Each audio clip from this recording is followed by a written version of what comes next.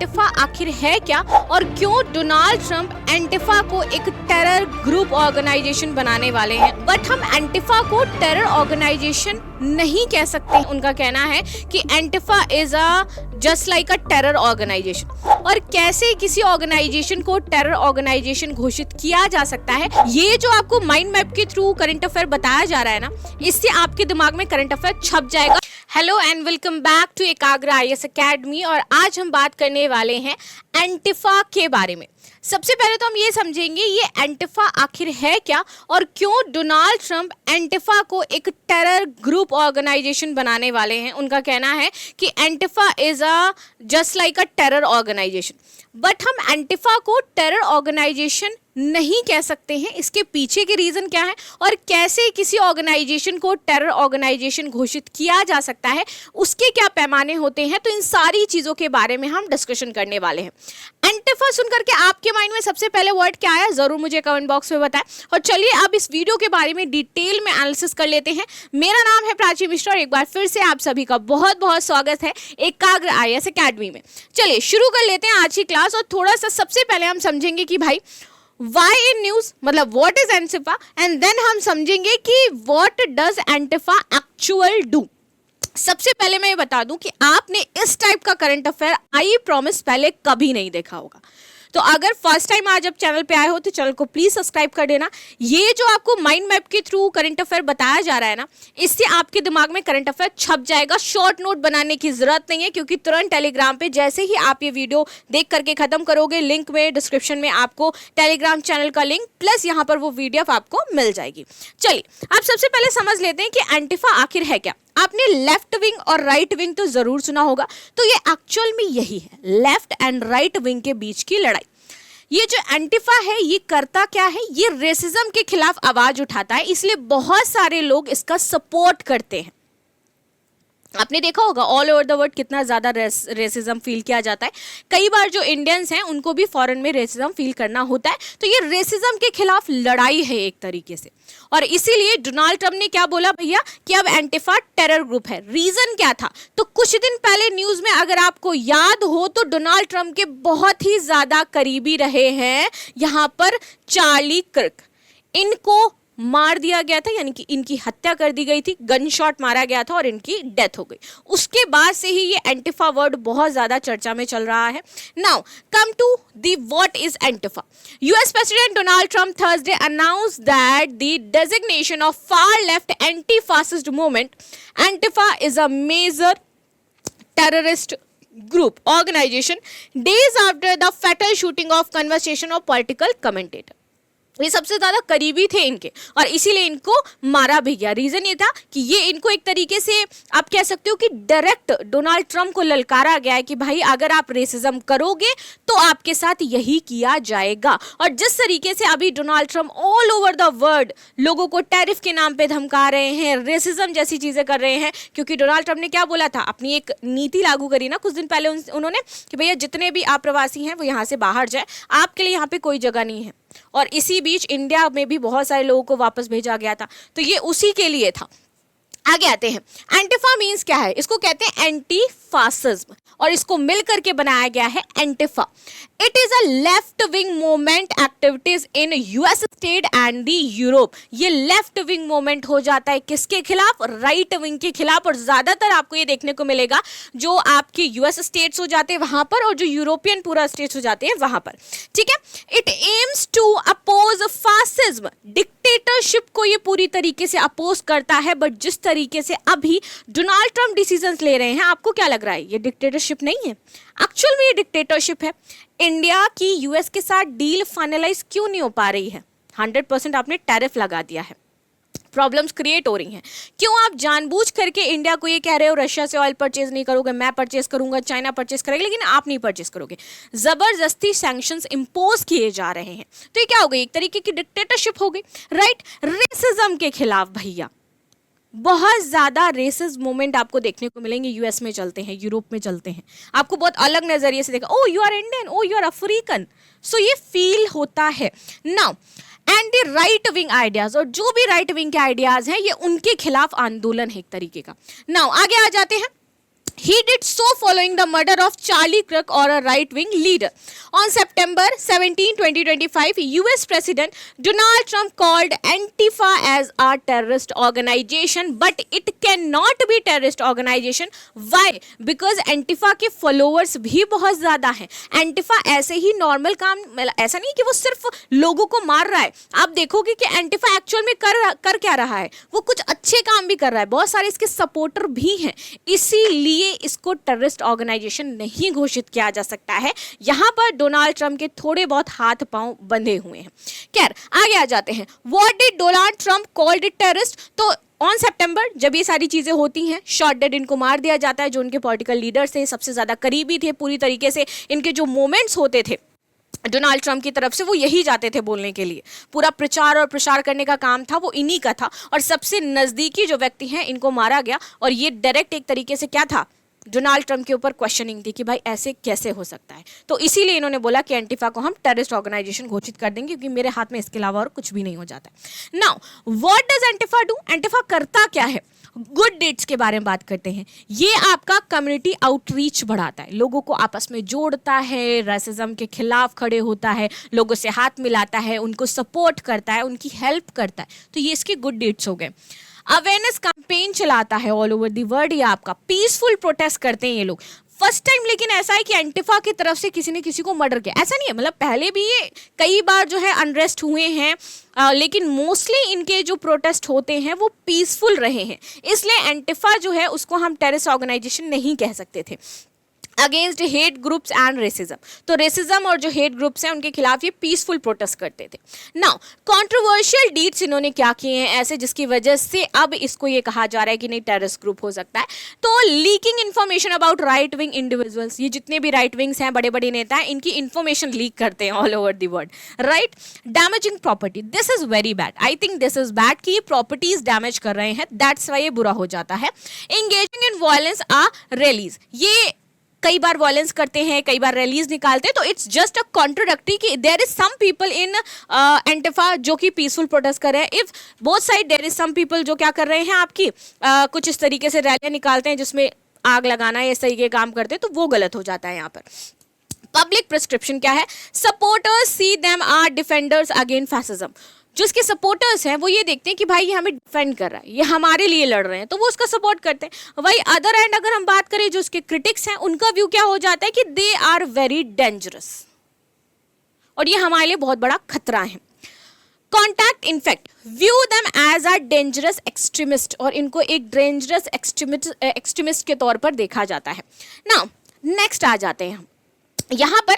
How do people view Antifa, लोग कैसे देख रहे हैं? तो I told you some people support them because ये एक तरीके से प्लेटफॉर्म है एंटीफा जहां पर वो खड़े होकर के रेसिज्म के खिलाफ लड़ सकते हैं.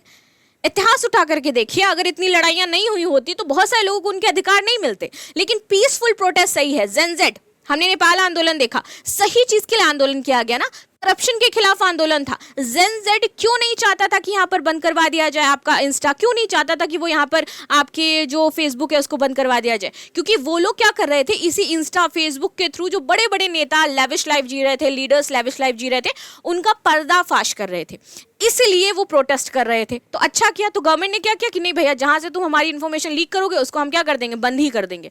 इसलिए प्रोटेस्ट हुआ. तो कई बार ऐसा होता है कि जब आपको आपका हक नहीं मिले ना तो छीनना पड़ता है, और ये बहुत ज्यादा जरूरी है, छीनना चाहिए भी.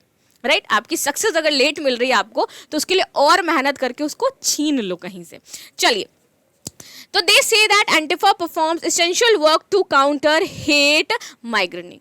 आगे आ जाते हैं. Mongerings, right wingers and some political consider it a violated and anarchic group. अब कुछ ओपोनेंट्स जो हैं वो कहते हैं कि भाई ये तो पूरी तरीके से सही नहीं हो जाता. कुछ न्यूट्रल लोग हैं इसमें, हर जगह जो हमेशा न्यूट्रल रहते हैं, उनका क्या कहना है?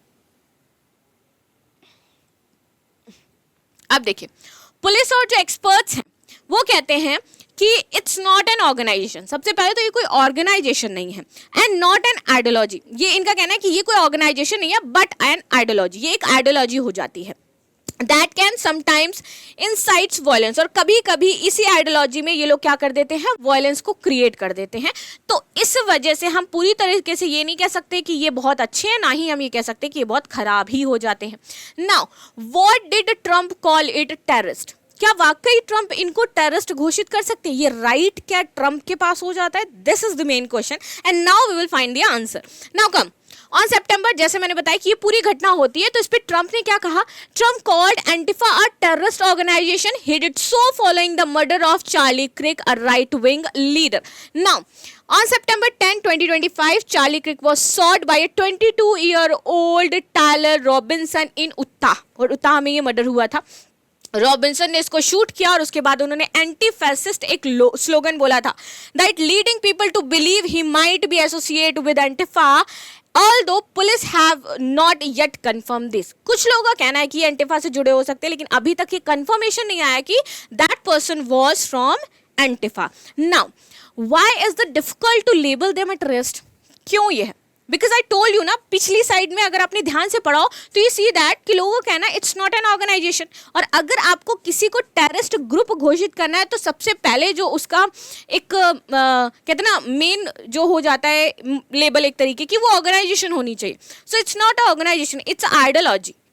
और आइडियोलॉजी किसी की कुछ भी हो सकती है, आप उसको टेररिस्ट ऑर्गेनाइजेशन कैसे घोषित कर सकते हो? तो this is what Antifa is not an organization, so it is difficult to legal label them a terrorist. Now some say Trump move could be a attempt to suppress dissent. If this happened, those associated with Antifa could face increased surveillance and prosecutions. Prosecution. Sorry.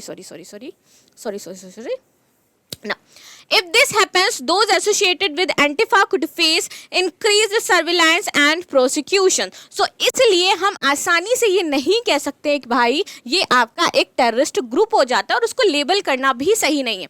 So, अब यहाँ पर हम ये समझेंगे कि कैसे किसी organisation को एक टेररिस्ट ऑर्गेनाइजेशन का लेबल दिया जाता है, और इन विच हैंड दिस पावर इज, और किनके हाथ में ये पावर हो जाती है, कौन इसको लेबल करता है that this group is terrorist group. तो समझते हैं, अगर किसी को टेररिस्ट ग्रुप हमें घोषित करना है तो उसके लिए क्या क्या चीजें होनी चाहिए. समझते हैं, डिसीजन मेकिंग किसके हाथ में है, थ्रेट असेसमेंट समझेंगे, एविडेंस इंटेलिजेंस समझेंगे, कॉन्सिक्वेंसेस क्या हो सकते हैं, सेफ गार्ड्स एंड अपील्स क्या है इसकी, और लीगल प्रोसेस इसका क्या हो जाता है.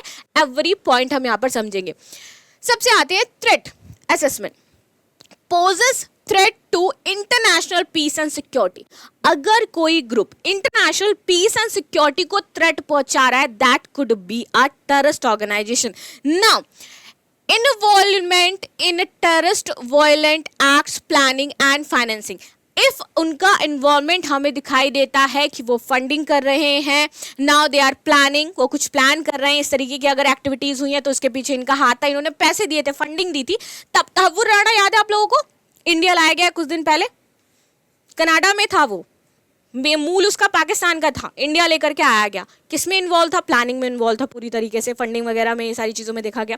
सो यही, अगर ऐसे कोई देखने को मिलता है, that person could be and that organisation could be. Now scale and the transnational reach. अब आ जाते हैं डिसीजन मेकर. कौन है इसका decision maker? Who will choose that this organization is a terrorist organization. So ये पावर है UN security council के पास, listening under the Sensation Resolution 1287. Individual countries like US Department of State's designation program, terrorist organization INA, DU listed and UK listed. यहाँ पर ये आपके देख सकते हैं कौन है. Evidence of intelligence, reliable intelligence. उनके पीछे एक reliable intelligence होनी चाहिए जिसने पूरे इनके प्रूफ इकट्ठा किए हों. इन्वेस्टिगेशन की जाएगी प्रॉपर तरीके से, लिंक उनके देखे जाएंगे, वहाँ पर इन्होंने क्या क्या वायलेशन एक्ट्स किए हैं वो सारे लिंक जुटाए जाएंगे एक तरीके से. लीगल प्रोसेस क्या है? Investigation, interagency review, proposal and the vote designation under designation order. Now vote कराया जाता है इसके लिए, जितने भी वहाँ पे यूएन मेंबर्स होते हैं वो वोट करते हैं कि इसको हमें टेररिस्ट ऑर्गेनाइजेशन घोषित करना है या नहीं करना है. अगर प्रॉपर जितने इनको वोट्स चाहिए वो मिल जाते हैं तो that could be a terrorist organisation. Now safeguards and appeals क्या होती है? जुडिशियल रिव्यू किया जाता है सेफ गार्ड्स के लिए कि भाई किसी गलत को तो हमने ऐसे नहीं कर दिया जाता. Opportunity to contest listening, removal it condition change. अगर ये लोग अपने आप को ठीक कर लेते हैं, नाउ मतलब इन्होंने इस तरीके की एक्टिविटीज बंद कर दी है, फॉर सेक ऑफ गॉड ये बंद कर दें ऐसा, बट अगर नहीं करते हैं तो ये लेबल रहेगा, अगर कर देते तो इस लेबल को रिमूव भी किया जा सकता है। ऐसा नहीं कि परमानेंट इनके ऊपर एक बार लग गया तो लग ही गया, क्योंकि हर मुजरिम को एक बार सुधरने का मौका तो मिलना ही चाहिए। सही है, चलिए, when is it designated terrorist activities? If the organization on its member have carried out attacks, bombing, kidnapping, violation, threatening innocent people, example like Lashkar-e-Taiba, participated in the Mumbai attacks, so it's a terror organization, we know. Conspiracy, if they are planning future attacks such as gathering weapons or training, then वो भी हो सकता है। Promoting terrorism, अगर वो लोगों की ideology change कर रहे हैं, प्रोपेगेंडा फैला रहे हैं, then it could be terrorist organization. Threat to the national security, if they carry out attack across the international borders such as the Al-Qaeda or ISIS, right? Simply put, when an organization repeatedly engaging in violence, threatening, bombing, training the people, changing the mindset of the people, that could be a organization of terrorism. Now, who designates it? कौन कर सकता है? तो there is 3 powers we can say. अगर internationally बात करें तो there is UNSC committee 1967 जिसने अलकायदा को यहाँ पर बनाया था, अलकायदा को पूरी तरीके से कह दिया था भैया ये तो ये ऑर्गेनाइजेशन है। प्रपोजल फ्रॉम मेंबर्स कंट्री, जितनी भी मेंबर्स हैं वो उनमें से कोई भी है प्रपोजल ला सकता है, अगर उसको लगता है कि ये इस चीज़ में इन्वॉल्व है, देन सारी कंट्री बैठ करके उस पर बातचीत करेंगी, प्रपोजल के बारे में समझेंगी, देखेंगी, एविडेंस देखेंगी, if that could B right so it is done. Now country level US, country level पे कौन कर सकता है? तो यूएस के पास पावर है, like United state department designation FTU, evidence legal investigation needed उसके लिए होगी, जरूर वो चाहिए होगी। जैसे अभी ट्रम्प ने कह दिया ना कि जो एंटिफा है वो टेररिस्ट ऑर्गेनाइजेशन है, तो सिर्फ कहने से नहीं होगा, इन्वेस्टिगेशन होगी, एविडेंस चाहिए होंगे, देन आप उसको बोल सकते हो। और यहाँ पे इशू क्या है? Again I said if that is an organisation it could be a terrorist organisation. If there is an ideology, then how you can say that it's a terror organization? So this is the main point now. Now, in India we have UAPA. हम कह देते हैं ना कि भैया ये तो इस एक्टिविटीज में इन्वॉल्व था, जिसको कहते हैं unlawful activities prevention act. Countries 42 organisation banned like PFA, SMI, ETC। तो इस तरीके से हम इसको बैन कर सकते हैं। Ban on the organisation, arrest of members, उनको हम अरेस्ट करेंगे अगर ये डिक्लेरेशन हो जाता है कि भैया ये लोग क्या हैं, एक टेररिस्ट ऑर्गेनाइजेशन है, तो उनके मेंबर्स को हम बैन करेंगे। Countries join enforcement international info sharing, और उनके बारे में क्या होगा, कंट्री एक दूसरे से चीज़ों को शेयर करेंगी। अगर वहाँ पे ही कोई पर्सन है उसका, उस ऑर्गेनाइजेशन का, तो ये ज़रूरी है कि तुमको भेजना ही पड़ेगा, जेल वेल जो है, ये सारी चीज़ें प्रोसीजर चालू होगा।